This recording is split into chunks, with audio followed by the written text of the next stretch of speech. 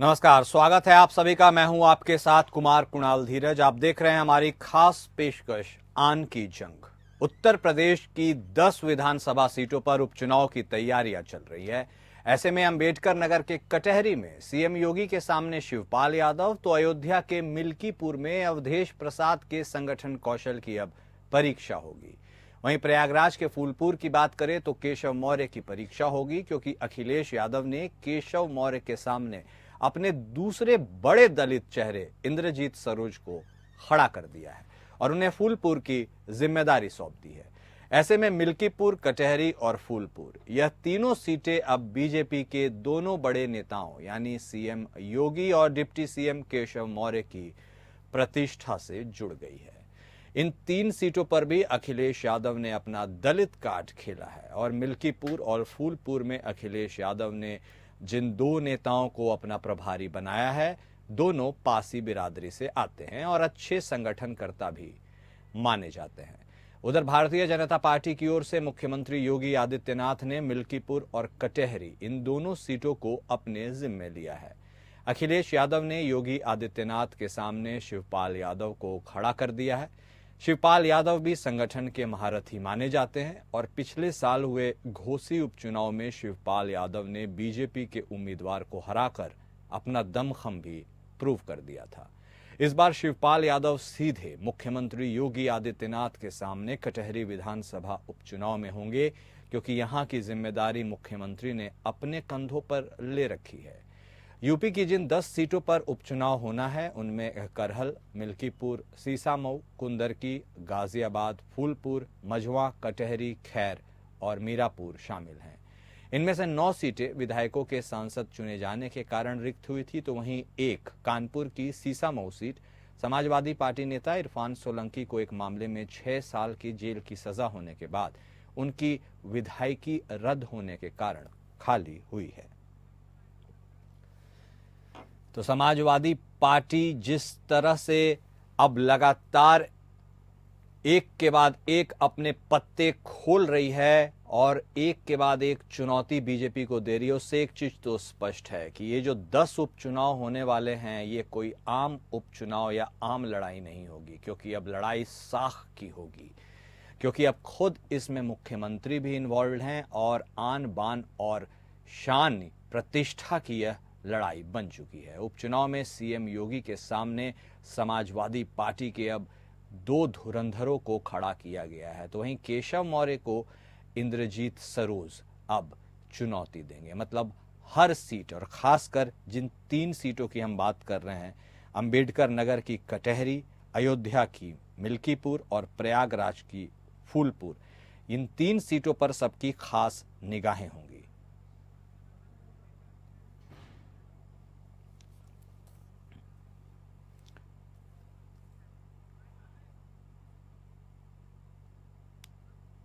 चलिए, तो आज इसी मुद्दे पर हम बातचीत करते हैं और आगे बढ़ाएंगे इस पूरे चर्चा को। हमारे साथ भारतीय जनता पार्टी से विजय खेरा साहब जुड़ गए हैं, तो वहीं समाजवादी पार्टी से चंचल यादव साहब भी हमारे साथ जुड़ेंगे।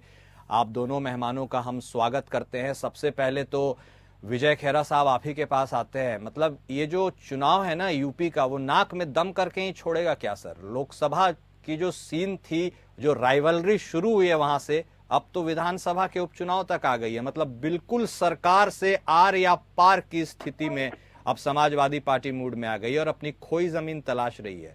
बीजेपी के लिए आसान नहीं होगा सर, आपकी क्या राय है? पहली चीज तो ये है, ना तो आर पार की स्थिति है, ना तनाव की स्थिति है। अच्छा, हमें उनके बारे में नहीं पता। हमें तनाव का कोई सवाल ही नहीं उठता है, क्योंकि हम तो वैसे भी हैवी मेजोरिटी में हैं और हमें मालूम है कि हम लोकसभा क्यों गवाए हैं। क्योंकि हम जानते हैं अच्छी तरह से कि हमसे गलती हुई हो न चाहे ना हुई हो, वो एक अलग बात है। लेकिन मुख्य बात यह है कि जो मिथ्या प्रचार एक फैलाने में सफल हो गए थे, वो मिथ्या प्रचार अब दूर हो गया है। जनता के सामने से, वोटर के सामने से जो उन्होंने धुंधली पिक्चर तैयार की थी, वो अब स्पष्ट हो गई है। लोगों को पता लग गया है, ना संविधान बदला जाना था, ना बदला जाएगा, ना ऐसा कभी कोई इरादा था। हाँ, लेकिन चूंकि उन्होंने 80-90 बार, जाना कितने बार इंदिरा गांधी ने और कांग्रेस सरकार ने बदले हैं संविधान, तो उनका तो इतिहास रहा है। हमारा ऐसा कोई इतिहास नहीं है। तीसरी बार सरकार बनी, चौथी बार बनी, कभी ये सवाल आया नहीं है। लेकिन ये बात फैलाने में हाँ ये सफल रहे एक तरह से, और उसका हमको खामियाजा भुगतना पड़ा। दलित वोट कभी जिंदगी में भूल के समाजवादी पार्टी को मिल ही नहीं सकता, ख्वाब में भी नहीं मिल सकता था। कांग्रेस साथ थी और उनको ये लगा कि उनका रिजर्वेशन शायद समाप्त हो जाएगा, ये सब इन्होंने किया। अदरवाइज जितने जुल्म दलितों के ऊपर हुए समाजवादी पार्टी के शासन में, वो तो ऐतिहासिक है। हर घर में, हर जगह, जहां जहां भी लोगों के मकान थे, जहां छोटे बड़े लोगों के, इनका दाव लगा, इनके वर्कर्स ने, इनके नेताओं ने कब्जा किए।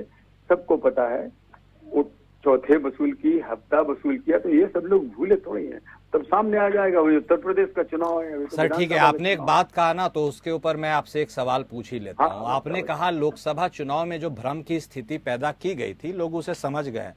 सर यूपी की बात अगर छोड़ भी देना, तो कुछ समय पहले 13 सीटों पर विधानसभा की उपचुनाव हुआ था सर। बंगाल में भी हुआ था, महाराष्ट्र में भी हुआ था, मध्य प्रदेश में भी हुआ था, उत्तराखंड में भी हुआ था। कहाँ कुछ फर्क पड़ गया सर? उसमें तो सबसे ज्यादा क्लीन स्वीप इंडिया गठबंधन ही कर ली थी। लोगों के बीच कहाँ ये मैसेज गया है कि ये भ्रम था? यदि भ्रम है तो भ्रम में अभी भी जी रहे हैं वो। हमारे अभी हमने एक ही कारण भ्रम का बताया था, और भी एक दो कारण थे, और उसमें से एक कारण ये भी था कि हमारा वर्कर्स ओवर कॉन्फिडेंट था शुरू से, जरूरत से ज्यादा। क्योंकि जिस तरह से जनता मोदी जी और योगी जी को चाह रही थी, जिस तरह से उनका ईमानदारी से काम था, विकास के अलावा लोगों की सुरक्षा उत्तर प्रदेश में मुख्य बात थी जो मिली लोगों को। इन सब बातों की वजह से ओवर कॉन्फिडेंस थे लोग कि हमें तो जीत ही जाना है और खूब वोटों से जीत जाना है। तो ऐसे दो तीन कारण थे, उनमें से एक ये भी कारण था। और उस समय उपचुनाव में भी ओवर कॉन्फिडेंट थे लोग, ये इसका असर हुआ। चलिए ठीक है, कॉन्फिडेंस है या ओवर कॉन्फिडेंस ये तो पता चल ही जाएगा सर। अब यूपी का भी लिटमस टेस्ट होने ही वाला है। हमारे साथ चंचल यादव साहब भी बने हुए, उनका भी रुख कर लेते हैं। यादव साहब, कमाल का काट आपने निकाल दिया है बिल्कुल, लेकिन मतलब एकदम आन की लड़ाई आपने इसे बना दी है। बताइए, आप अपने ट्रम्प कार्ड अवधेश प्रसाद जो अच्छे संगठन करता है वो माने जाते हैं, मिल्कीपुर पे उनकी जिम्मेदारी दे दी। कटहरी में यदि बात कर ले तो दिग्गज शिवपाल यादव साहब को दे दी। घोसी में उन्होंने प्रूव कर दिया है पहले ही कि वो क्या कुछ कर सकते हैं। मतलब क्या सोचे हैं कि सीधे जो योगी जी अपने आन पे लिए हैं और एकदम एक बार इस बार पूरे जो 10 विधानसभा चुनाव में एकदम तहलका मचाने वाले हैं, उसका मतलब आप अच्छे से जवाब देने के मूड में है क्या? पंखा चला गई है, आवाज पुरान रही। अभी हमारे बीजेपी के साथी अभी भी भ्रम फैलाने लगे। इन्होंने एक बात कहा कि हमारी ऐसी कोई मंशा नहीं थी, संविधान बदलने की मंशा नहीं थी। अगर आप सोचो संविधान बदलने की मंशा का आप उदाहरण देखो, आप बताओ संविधान सम्मत है क्या लेटरल एंट्री के माध्यम से नियुक्तियां करना? क्या संविधान सम्मत है 13 पॉइंट रोस्टर को लगा करके पिछड़ों के साथ और SC/ST के साथ अन्याय करना? क्या संविधान सम्मत है कि आपकी घटक दल की अनुप्रिया पटेल जो केंद्र में मंत्री हैं और उत्तर प्रदेश में भी उनके पति मंत्री हैं, क्या आप मुझे बताओ क्या संविधान सम्मत है कि पिछड़ों के साथ अन्याय कर रहे हो? ये बात हम लोग कह ही रहे हैं, आपके घटक दल के लोग भी कह रहे हैं कि NSS कर दिया जाता है, नॉट ऑन सुटेबल कैंडिडेट के आधार पर पिछड़ों का अन्याय किया जाता है। क्या ये संविधान सम्मत है? दूसरी बात, बीजेपी के साथ ही हमारी बड़ी बड़ी छूट बोल रहे थे। अगर देखा जाए पूरी दुनिया में अगर सबसे ज्यादा कोई अगर भ्रम फैलाने वाली पार्टी है तो आदरणीय प्रधानमंत्री जी आज बीजेपी है। आपने देखा होगा इसमें अभी ओलंपिक बीता है, अभी ओलंपिक बीता है। ओलंपिक में आपने देखा होगा भारतीय जनता पार्टी मोदी जी 2013-2014 के पहले क्या क्या बोला करते थे, भाइयों बहनों ओलंपिक से मेडल क्यों नहीं आते? अरे बता दो, आज क्या हाल कर दिया आपने। जो मेडल एक मिलने वाला भी था, आप लोगों ने साजिश का शिकार कर दिया। तीसरी बात मैं आपसे कहना चाहता हूं बड़ी ईमानदारी से, उत्तर प्रदेश की जनता अब आपके धार्मिक उन्माद में वोट करने वाली नहीं है। उत्तर प्रदेश की जनता इस बात को वोट करेगी, वो आज के समय में इस बात से त्राहिमाम में है, बिजली, पानी, सड़क, और आपने देखा होगा स्कूल से लेकर बच्चों की फीस से लेकर के महंगाई से लेकर भ्रष्टाचार। और ये बात मैं बता दूं कुरान भाई, ये बात हम लोग उठा ही रहे हैं बराबर, लेकिन इनके अंदर से भी आवाज आ रही है। मोती सिंह इनके पार्टी के बहुत ही वरिष्ठ नेता हैं, अति वरिष्ठ नेता हैं, जो 4 बार कैबिनेट मंत्री रहे। उन्होंने कहा अभी तक के आजादी के बाद हिंदुस्तान के इतिहास में इतनी भ्रष्ट, इतनी करप्ट सरकार कोई नहीं रही। ये बात तो हम उठा ही रहे थे, इनके साथ वाले भी उठा रहे और कह रहे हैं इस समय थाने, कचहरी, तहसील सब एकदम भ्रष्टाचार का अड्डा बन चुके हैं। आप थाने में चले जाओ, खेड़ा साहब मैं चैलेंज करता हूँ, बिना पैसे का आप काम नहीं करा पाओगे। सही काम के पैसे ले रही है ये थाने और पुलिस और कचहरी और लेखपाल और सारे के सारे कर्मचारी आपके, पूरा भ्रष्टाचार का पर्याय बन चुका है। और ये वो लोग हैं जो भ्रष्टाचार के स्मारक बना रहे हैं। आपने देखा होगा कितनी रोडें बह जा रही हैं, कितने पुल बह जा रहे हैं, कितने आपने उद्घाटन किया नहीं कि वो रोड खत्म हो जा रही है। अस्पताल तो ये 75 मेडिकल कॉलेज बना चुके हैं 5 साल पहले ही, ये 2-2 3-3 एम्स बना चुके हैं। नहीं ठीक है, इसका जवाब ले लेते हैं। चंचल यादव साहब जवाब ले लेते हैं। खेरा साहब, हाँ आपका जवाब ले लेते हैं खेरा साहब। लेकिन एक बात तो स्पष्ट है, ये बीजेपी भी कहीं ना कहीं दबे मन से मानती है, अफसरशाही तो सर हावी हुई है उत्तर प्रदेश में। और लोकसभा चुनाव के पराजय का एक परिणाम यह भी था कि अफसर अब नेता की नहीं सुनते हैं। आप इस बात से इत्तेफाक रखते हैं या आपको लगता है कि एवरीथिंग इज ऑल राइट?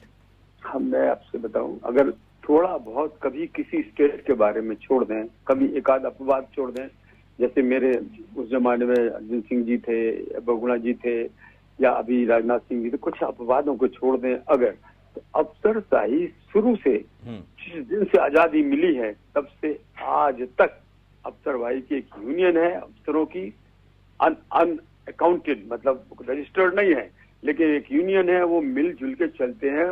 उसमें कोई शक की बात नहीं, अफसरशाही शुरू से ही हावी रही है।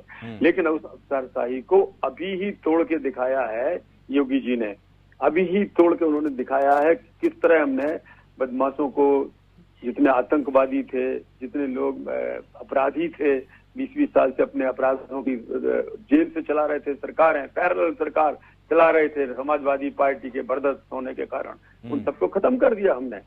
एसपी को सस्पेंड करने में हमें देर नहीं लगती। हम ऐसा नहीं करते हैं जो मायावती जी या मुलायम सिंह जी करते थे कि वो कलम से नहीं, अपनी ताकत से वो अफसरशाही को काबू करना चाहते थे कि उनको दबाव, हमने ये कर देंगे वो कर देंगे। उससे नहीं होता है, कलम की ताकत पहले चाहिए अफसरशाही को कंट्रोल करने के लिए, जो योगी जी के पास भी है और मोदी जी के पास भी है। इन लोगों का बिगड़ा हुआ रवैया 60-70 साल से जो आपने किया था काफी सुधर चुका है।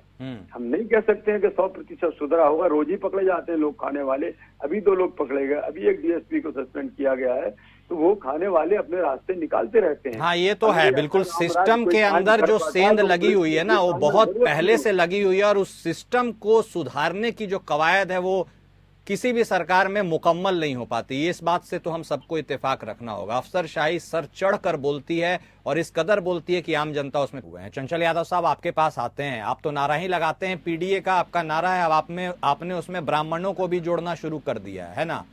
नेता प्रतिपक्ष की कुर्सी आपने ब्राह्मण को दे दी, मतलब आप समावेशी अप्रोच के साथ आप आगे बढ़ रहे हैं। तो क्या लगता है इस बार जो शिवपाल यादव, अवधेश प्रसाद और इन सबको आपने जिम्मेदारी दी है, इसके पीछे की रणनीति क्या है और इसका कितना असर आप आने वाले चुनावों में देखते हैं? यादव साहब आप ही को बोल रहा हूं जी। मेरी आवाज आ रही क्या? हाँ आवाज आ रही है। आपने मेरे सवाल को सुना नहीं शायद।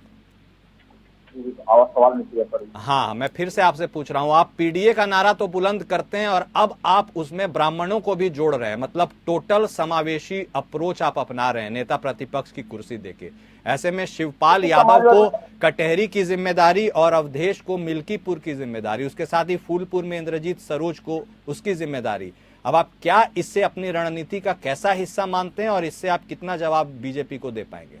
Your take. कुणाल भाई, सबसे पहली बात यह है, समाजवादी पार्टी के हम लोग हमेशा, हम लोग का ये मानना है कि समाज के हर वर्ग, हर से आगे बढ़ा जाए। और देखिए हमारा पीढ़ी पिछड़ा, दलित, अल्पसंख्यक, आधी आबादी, तो ये सबको साथ लेके चलने की बात है। दूसरी बात, जो हकमारी हो रही है पिछड़े दलितों अल्पसंख्यकों के साथ हकमारी हो रही है, और जो जनरल में जो लोग हैं, गरीब लोग हैं, उनकी भी हकमारी हो रही है। आप समझिए, ये समझने की जरूरत है। अगर सरकारी नौकरियां खत्म हो रही हैं तो पिछड़ों के साथ ही नहीं, दलितों के साथ ही नहीं, अल्पसंख्यकों के साथ ही, बल्कि अगड़ों के साथ भी अन्याय हो रहा है। अगड़े भी सरकारी नौकरी करते हैं, ऐसा नहीं है। लेकिन ये समझ में नहीं आ रहा। खेड़ा साहब ने चश्मा लगा रखा है, उस चश्मे से दिखाई नहीं देगा। अकेले 3.25 लाख नौकरियां केवल रेलवे में खाली दी गई। आज देखो, हिंदुस्तान के इतिहास में शायद ऐसा पहले कभी हो रहा होगा, पिछले 2 महीने में तकरीबन 20 से 22 घटनाएं हो चुकी हैं, रेल दुर्घटनाएं। आज के समय में ये सवाल बना हुआ है कि हम ट्रेन पे बैठेंगे तो हम अपने गंतव्य स्थान तक सही पहुंच पाएंगे कि नहीं पहुंच पाएंगे। और आप सोचिए कुणाल भाई, सबसे बड़ी बात यह है कि कोई भी नौजवान आज के समय में जो परीक्षा देता है, उससे भरोसा नहीं है कि हमारा परीक्षा पेपर सफल परीक्षा होगा, वो लीक होगा, वो लीक नहीं होगा। उनको भरोसा है कि लीक जरूर होगा। वो इस सरकार में एकदम अपने आप को असुरक्षित महसूस कर रहा है, चाहे नौजवान हो, चाहे किसान हो, चाहे व्यापारी हो, चाहे महिलाएं हो, चाहे अल्पसंख्यक, दलित हो, पिछड़ा हो, अगला हो, कोई भी हो। हर एक व्यक्ति अपने आप को जो है आज अपने आप को ठगा महसूस कर रहा है। कि बीजेपी के लोग जो कहते थे हर साल लोगों को रोजगार देंगे, रोजगार खा गए। जो कहते थे भ्रष्टाचार खत्म करेंगे, भ्रष्टाचार के नए नए आयाम बढ़ रहे। भ्रष्टाचार का समझिए नहीं, पूरे देश के बड़े बड़े भ्रष्टाचारी थे जिनको खुद बीजेपी ने आरोप लगाए थे, उन सबको इन्होंने गले लगा करके बड़े बड़े पदों से सुशोभित करने का काम किया है। और बता दूं, खेड़ा साहब जैसे बहुत तमाम बीजेपी के अच्छे नेता हैं, लेकिन उनको सम्मान नहीं मिलने वाला है। वो उनको किनारे कर दिया गया है। जो भ्रष्टाचारी अलग अलग पार्टियों से आए लोग हैं, उनको बीजेपी सम्मानित करने का काम कर रही है। आज के समय में बीजेपी के अंदर खाने ये बहुत बड़ी चर्चा है कि भाई अपने लोगों को बीजेपी सम्मान नहीं देती है, जो उनका कार्यकर्ता है। दूसरी बात जो सबसे महत्वपूर्ण बात है कुणाल भाई, ये आवाज जा रही क्या? हाँ बिल्कुल सुन पा रहे हैं, कहिए। ठीक है, सबसे बड़ी बात है, आज देखिए ऐसा कोई परिवार नहीं है जो अपने बच्चे की फीस को लेकर परेशान नहीं है। ऐसा कोई परिवार नहीं है जिसके महंगाई की वजह से उसके घर का जायका बिगड़ गया है। ऐसा कोई जो किसान परिवार हमारा है, उसकी जो आय दोगुनी करने की बात करते थे लोग, उसकी लागत दोगुनी हो गई है। हम लोग मुद्दों आधारित चुनाव लड़ेंगे, मुद्दों जो आम जनमानस के प्रमुख मुद्दे हैं उसके ऊपर हम लोग चुनाव लड़ेंगे।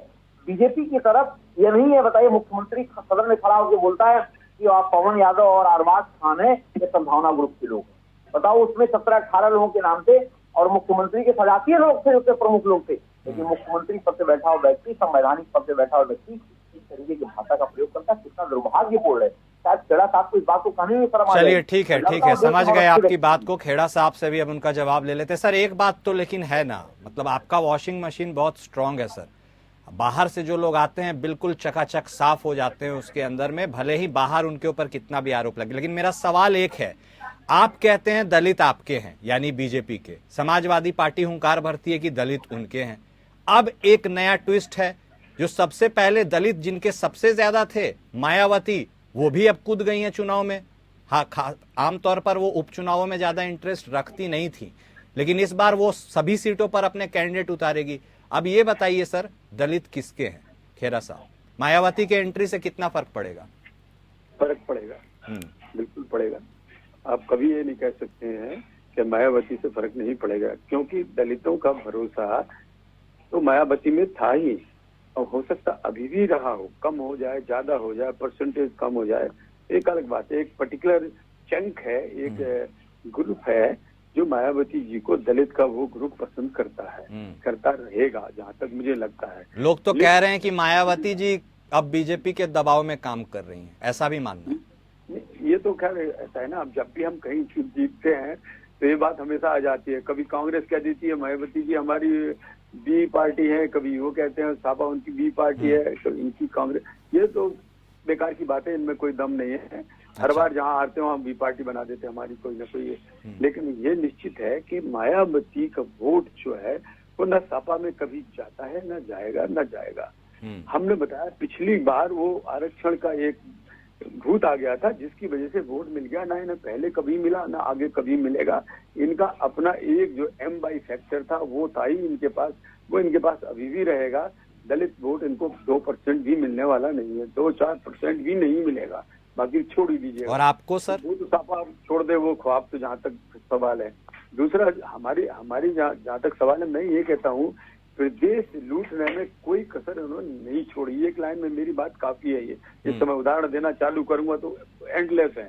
इसी तरीके से विदेश को भी बेचने में कोई कसर नहीं छोड़ी इनके पार्टनर्स ने। कांग्रेस पार्टी ने न रफेल खरीदे, न कश्मीर पर कब्जा करने की कभी कोशिश की, दूसरे कब्जा कर रहे, छुड़ाने की कोशिश नहीं की। तो ये तो न देश की परवाह करते, न प्रदेश की परवाह करते। इनको कुर्सी चाहिए, हर बार कुर्सी चाहिए, वो इनकी कुर्सी मिट जाती है। हम तो काम करके दोबारा जीते हैं, अधिक विधायकों से जीते हैं उत्तर प्रदेश में। तो ये कहाँ जाएगा?